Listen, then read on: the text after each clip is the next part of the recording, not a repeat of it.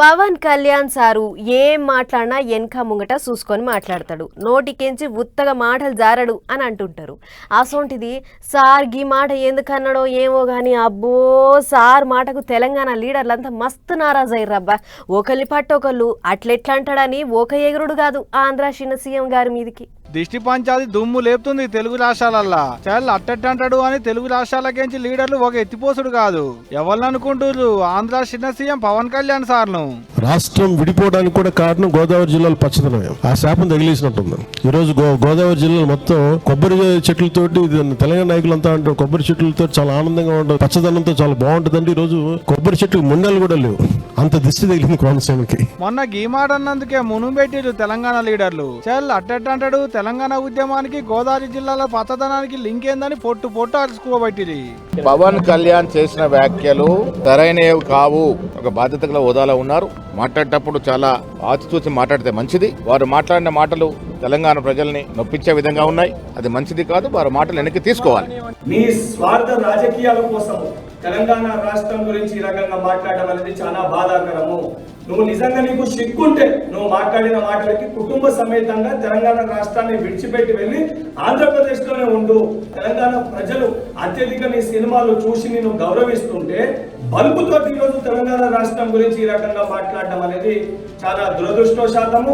క్షమాపణ చెప్పకపోతే తెలంగాణ రాష్ట్రంలోని సినిమాలు ఆడనివ్వము.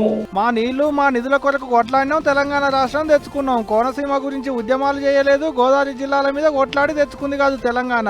గోదావరి ఏదో పచ్చగుంటే తెలంగాణలో ఓడనట్టే మాట్లాడబట్టినని పొట్టు అరుచుకుంటారు మంత్రులు. కోనసీమ గురించి తెలంగాణ ఉద్యమం జరగలేదు, తెలంగాణ రాలేదు.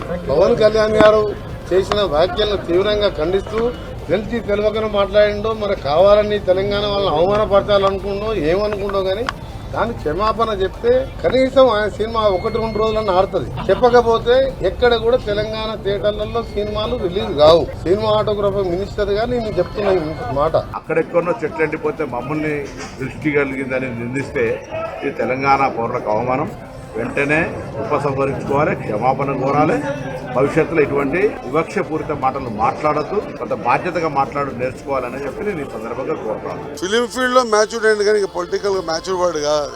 అక్కడ ఏదో కొద్దిగా మైలేజ్ వస్తుందేమో అనుకుంటే ఆయన భ్రమ. రాబోయే రోజుల్లో తెలంగాణలో కొంత ఇబ్బందులు పాలయ్యేటువంటి పరిస్థితి కల్పించుకోదని చిన్న సూచన తెలియజేస్తాను. ఆంధ్ర కోనసీమ కాలువలలో ఉప్పు నీళ్లు వారి పంటలు ఆగమైతే చూసేతందుకు పోయి తెలంగాణలో చిన్నతనం చేసినట్టు మాట్లాడిండు పవన్ అన్న.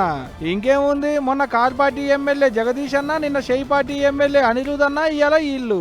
రేపు ఇంకెంతమంది మాట్లాడతారో ఇంకెన్ని అంటారో కానీ ఇంత అవుతుంటే పవన్ కళ్యాణ్ సార్ మాత్రం ఉలుకులేదు పాలుకులేదు. వాళ్ళ పార్టీ కార్యకర్తల్ని ఆడోళ్లను అస్సలు మాట్లాడొద్దని ఎప్పుడు కొంత మళ్ళా చూడాలే ఇంకెంత కంపలేస్తుందో దీని మీద.